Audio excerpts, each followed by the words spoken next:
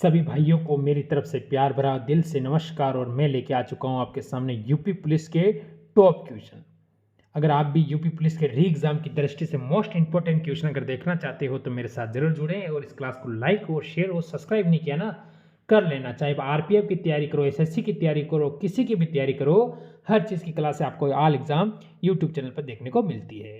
तो पहला क्वेश्चन हम स्टार्ट करेंगे। एक बार लाइक और शेयर करके चैनल को सब्सक्राइब कर लेना। ओजोन दिवस कब मनाया जाता है? मेरे मित्र, आपसे ये पूछ रहा है जो पराबैंगनी किरणें आती है सूर्य से, उसकी जो हमारी रक्षा करती है हम उसे क्या कहते हैं? ओजोन परत कहते हैं। वो ओजोन दिवस कब मनाया जाता है? अब 21 अप्रैल, 5 दिसंबर, 16 सितंबर, 16 अक्टूबर। अब यहाँ से मेरे सारे स्टूडेंट अपना उत्तर देंगे कि आखिरकार जो सही और सटीक उत्तर है वो होगा 16 सितंबर। ऑप्शन नंबर सी बिल्कुल सही है। आगे बढ़ो। भारत का दूसरा सबसे बड़ा नदी बेसिन कौन सा है? ये आपको बताना है कि भारत का दूसरा सबसे बड़ा नदी बेसिन कौन सा है। ऑप्शन देखो, Narmada basin, Kaveri basin, Godavari basin या महानदी बेसिन। मेरे स्टूडेंट, यहाँ से जो आप सभी का उत्तर आएगा वो बिल्कुल सही माना जाएगा। तो आप सभी कहोगे गोदावरी बेसिन। ऑप्शन नंबर यहाँ से मेरे स्टूडेंट सी बिल्कुल सही है। अब भी आप भी तैयारी कर रहे हो तो मजे से तैयारी कीजिए। बताओ, कलोल खनिज तेल उत्खनन क्षेत्र कहाँ है? ये आपसे पूछ रहा है। कलोल खनिज है, वो तेल उत्खनन क्षेत्र है, ये है कहाँ पर? ये आपसे पूछ रहा है। ऑप्शन में आता है महाराष्ट्र, असम, गुजरात, राजस्थान। मेरे सारे स्टूडेंट यहाँ पर अपना उत्तर देंगे कि आखिरकार यहाँ पर आपका उत्तर क्या हो जाएगा। तो जल्दी से बताएं। जो भी मित्र, जो स्टूडेंट ऑप्शन नंबर सी पर जा रहा है वो बिल्कुल सही है, गुजरात। कई बार गुजरात की राजधानी भी पूछ ली गई पेपर में। आपसे अगर पूछ लिया कि गुजरात की जो राजधानी है वो कौन सी है, तो आप सभी कहोगे गांधीनगर। गांधीनगर बिल्कुल सही है। मेरे स्टूडेंट आगे बढ़ेंगे अगले क्वेश्चन पर। भारत का रूर किस पठार को कहा जाता है? भारत का जो रूर है वो किस पठार को कहा जाता है, ये आपको बताना है। मेरे स्टूडेंट, आपका उत्तर क्या होगा यहाँ से? जैसे कि मालवा का पठार को, दक्कन के पठार को, मैकाल के पठार को, छोटे नागपुर पठार को। तो आप सभी ऑप्शन नंबर डी छोटे नागपुर पठार पर चले जाओगे। उत्तर बताओ। भेगोरिया उत्सव का संबंध किस राज्य से है? भेगोरिया एक उत्सव है, वो मनाया जाता है। आखिरकार वो कौन से राज्य में मनाया जाता है? तो अभी मैंने आपको कहा था मेरे मित्र, आप सभी कहोगे option number C Madhya Pradesh से हो जाता है। अगर इसकी राजधानी आपसे पूछे तो क्या कहोगे? भोपाल। गुजरात की मैंने अभी बनाई थी गांधीनगर।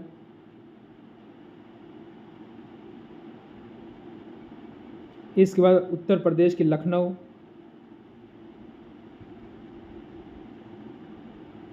और इसके बाद राजस्थान की जयपुर। तो ये भी आपको याद होनी चाहिए, कहीं कहीं पेपर में आपसे ये भी पूछ सकता है। आगे बढ़ो। मक्खी का लार्वा क्या कहलाता है? मक्खी का जो लार्वा है वो क्या कहलाएगा, ये आपसे पूछ रहा है क्वेश्चन। अब बताएंगे मेरे सारे स्टूडेंट, यहाँ से आपका उत्तर क्या रहेगा। तो आप सभी कहोगे क्या? मैगट। ऑप्शन नंबर यहाँ से मेरे स्टूडेंट जो भी बी दे रहा है वो बिल्कुल सही और सटीक उत्तर हो जाता है। आगे बढ़ जाओ।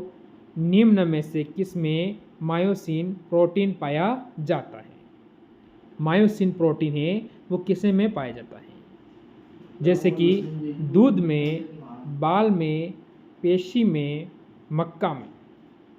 कौन सा? मायोसिन। मायोसिन जो प्रोटीन है वो किस में? पेशी में पाया जाता है। ऑप्शन नंबर सी बिल्कुल सही है। आगे बढ़ो। लाल सीसा जिसे हम बोलते हैं रेड लेड, ये क्या है? लाल सीसा को बोलचाल की भाषा में क्या कहा जाता है?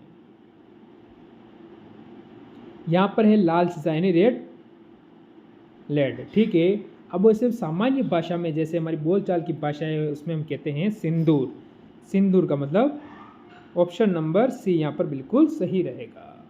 आगे बढ़ो। प्रधानमंत्री ग्राम सड़क योजना किस वर्ष शुरू की गई थी? प्रधानमंत्री ग्राम सड़क योजना कौन से वर्ष शुरू की गई थी? 1999 में, 2000 में, 2001 में, 1995 में। अब यहाँ से मेरे स्टूडेंट अपना उत्तर देंगे कि उत्तर क्या रहेगा। तो आप सभी कहोगे ऑप्शन नंबर बी 2000 बिल्कुल सही है। आगे बढ़ो। भारतीयों के महान रेशम मार्ग किससे आरंभ किया था? ये आपको बताना है। भारतीयों के जो महान रेशम का मार्ग है वो किसने आरंभ का मतलब सबसे पहले किसने चलाया? आरंभ का मतलब शुरुआत किसने की? आरंभ का मतलब स्टार्ट किसने किया? अशोक ने, चंद्रगुप्त मौर्य ने, कनिष्क ने, धनानंद ने। यहाँ से मेरे स्टूडेंट अपना उत्तर देंगे कि सर हमारा उत्तर क्या हो रहा है। तो आप सभी कहोगे यहाँ से कनिष्क, ऑप्शन नंबर सी बिल्कुल सही है। आगे बढ़ जाओ। महर्षि पतंजलि किस शासक के समकालीन थे? महर्षि पतंजलि वो कौन से शासक के समकालीन थे, यानी कौन से शासक के पास में थे? अब आपका उत्तर क्या है यहाँ से बताना है। तो आप सभी कहोगे पुष्यमित्र शुंग या गौतमीपुत्र, चंद्रगुप्त, कनिष्क, पुष्यमित्र शुंग। तो Pushyamitra Shunga option number D बिल्कुल सही है। आगे बढ़ जाओ अगले क्वेश्चन पर। किस हड़प्पा संस्कृति स्थल से खुदाई से घोड़े की अस्थियां प्राप्त हुई हैं? यह आपको बताना है। किस हड़प्पा सांस्कृतिक स्थल है उससे खुदाई से हमें के घोड़े की अस्थियां प्राप्त हुई है, यानी घोड़े की हड्डियां प्राप्त हुई। क्या कहोगे? सुरकोटदा, रंगपुर, बनावली, कालीबंगा। अब मेरे स्टूडेंट यहाँ से अपना उत्तर देंगे। तो ऑप्शन नंबर ए वाले जो भी दे रहे हैं वो बिल्कुल सही और सटीक उत्तर अपना हो जाएगा। आगे बढ़ो अगले क्वेश्चन पर। सिंधु घाटी के लोग किस में विश्वास करते थे? सिंधु घाटी के जो लोग थे वो किस में विश्वास करते थे? जैसे कि कर्मकांड में, आत्मा और ब्रह्मा में, यज्ञ प्रणाली, मात्र शक्ति में। यह आपको बताना है कि वो सभी किस में विश्वास रखते थे अपना। तो आप सभी कहोगे मात्र शक्ति। ऑप्शन नंबर डी यहाँ से बिल्कुल सही रहेगा मेरे स्टूडेंट। आगे बढ़ो। भारत में मानव का सर्वप्रथम साक्ष्य कहाँ से मिलता है? भारत में जो सर्वाधिक पहले मानव का जो साक्ष्य मिला कि सबसे पहले मानव यहाँ पर रहता था, यहाँ पर आया था, यहाँ पर घूमता था, वो कहाँ से मिलता है? ऑप्शन देखो। नीलगिरी की पहाड़ियों में, शिवालिक पहाड़ियाँ, नर्मदा घाटी। कहाँ से मिलता है ये आप ऑप्शन ऐसे ही काट दोगे। नलमाला पहाड़ी तो कोई होगा नहीं, यहाँ से ऐसे ही काट दोगे, इसमें तो मिलने का संभावना यहाँ से ही खत्म होती है। तो आप कहोगे नर्मदा घाटी। ऑप्शन नंबर सी यहाँ से बिल्कुल सही है। अल्फा कीरेटिन एक प्रोटीन है जो उपस्थित होते हैं, ये आपको बताना है किस में। जैसे कि आप क्या कहोगे? त्वचा में उपस्थित होते हैं, रुधिर में उपस्थित होते हैं, अंडों में उपस्थित होते हैं, ऊन में उपस्थित होते हैं। अब आपको बताना है कि किस में ये उपस्थित होते हैं। क्या हमारा उत्तर होगा? ऑप्शन नंबर सी, त्वचा में उपस्थित हो जाते हैं। आगे बढ़ो अगले क्वेश्चन पर। प्रतिवर्ती क्रियाओं का नियंत्रण केंद्र कहाँ पर है? प्रतिवर्ती क्रियाओं का जो नियंत्रण केंद्र है वो कहाँ पर है? तो क्या कहोगे आप सभी? कशेरुक, रज्जु में। ऑप्शन नंबर जो स्टूडेंट बी दे रहा है वो बिल्कुल सही रहेगा। यहाँ से आगे बढ़ जाओ। होली त्योहार के सार्वजनिक उत्सव में भाग लेने वाला दिल्ली का प्रथम सुल्तान कौन था? होली जो आपको पता है मनाई जाती है, जैसे भी गर्मियों के टाइम पर होली आती है, जैसे सर्दी खत्म हो जाएगी, गर्मी स्टार्ट होगी ना, होली आ जाएगी। सही है। तो वो सार्वजनिक उत्सव के भाग लेने वाले दिल्ली का सुल्तान आपसे पूछ रहा है, उसमें कौन था? इब्राहिम लोदी, सिकंदर लोदी, फिरोज शाह तुगलक, मोहम्मद बिन तुगलक। अब आप सभी क्या कहोगे? यहाँ से आप सभी कहोगे मित्र ऑप्शन नंबर डी, मोहम्मद बिन तुगलक बिल्कुल सही रहेगा। आगे बढ़ो। बल की परिभाषा न्यूटन के किस गति के नियम से मिलती है? बल की जो परिभाषा है वो न्यूटन के किस गति के नियम से मिलती है? प्रथम, द्वितीय, तृतीय, प्रथम व द्वितीय दोनों से। अब आपका उत्तर देना है मेरे स्टूडेंट। यहाँ से जो आपका उत्तर क्या बन जाता है? जो भी स्टूडेंट यहाँ से ऑप्शन नंबर ए प्रथम की ओर जा रहा है वो बिल्कुल सही रहेगा यहाँ से। आगे बढ़ो। किर्गिज जनजातियों के घर को क्या कहा जाता है? खीर जो गिज है वो जनजातियां होती हैं, उनके घर को क्या कहा जाता है ये आपसे पूछ रहा है। अब से ग्लू, यूर्त, आखिरकार क्या होगा? देखो इनमें से कोई नहीं, ये तो हो नहीं सकता, ये आपको पहले ही है काट दो। टीपी टक। अब 3 ऑप्शन में से आपको उत्तर देना है, तो आप सभी कहोगे क्या? यूर्त। यूर्त यानी ऑप्शन नंबर बी बिल्कुल सही है। आगे बढ़ो। एक और क्वेश्चन। पीएच स्केल का परिसर होता है।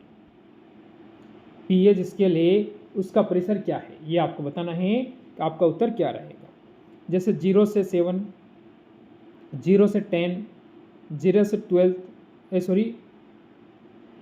14 और 0 से 12। तो क्या कहोगे? आप क्या कहोगे? 20 होगा। 0 से 20 हो सकता है? तो कभी नहीं हो सकता है।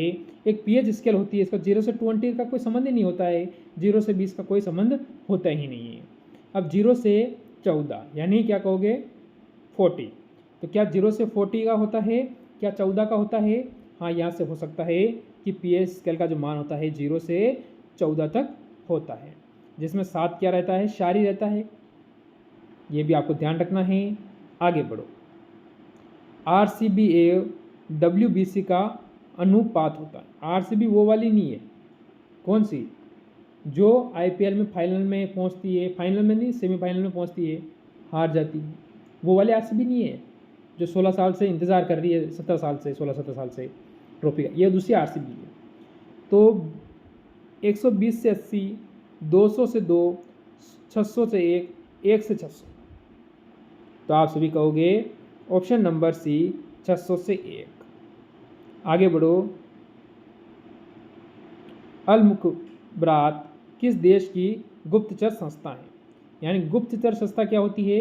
वो संस्था जो एक देश से दूसरे देश पर ध्यान रखती है। हमारे जो पड़ोसी देश है, क्या हम पे आक्रमण कर रहे हैं, क्या कर रहे हैं, उनकी क्या रणनीति चल रही है, उसके बारे में। तो ईरान, इराक, इजराइल, पाकिस्तान। तो ऑप्शन नंबर बी इराक बिल्कुल सही रहेगा। आगे बढ़ो। देखो, भू स्थिर उपग्रह की पृथ्वी से ऊंचाई कितनी होती है? ये आपको बताना है। भू स्थिर उपग्रह की पृथ्वी से ऊंचाई कितनी होती है? तो आप क्या कहोगे?